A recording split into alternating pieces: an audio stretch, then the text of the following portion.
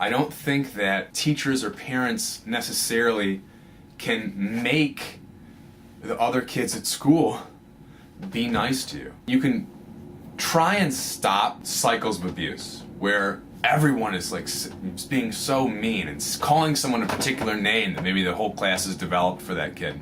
But in a lot of ways it's up to the kid who's being bullied to not internalize it and to not let themselves be shaped by what other kids are putting onto them. And that is a huge thing in the book, in the novel, the bully book. The goal of the bully bookers is to make the grunt, is to form this person to be the loser of the world, the lowest to your highest. The grunt has to let them do that to a certain degree. It's not the grunt's fault, the victim of bullying's fault, but the greatest power is with them. The individual who can either say, I am a loser, I am worthless, it's apparent to me in the actions of others, or I am in a really awful situation, but I will not let it define me.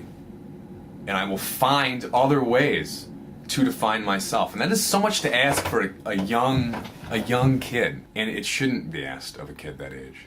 But it is just the reality of things that it is asked. It's not a new problem, you know what I mean? It happened to me. I'm an old guy, well, not an old guy, I'm 26, not a kid. And now it's big news, now it's a huge story nationally, which is so excellent. But the biggest story is the internal one, is what you, the victim of bullying, does with what's happening to you. You gotta figure out a way to define yourself on your own terms and live the life that you want as best you can. And that's what we have to ask of kids. That's what growing up is,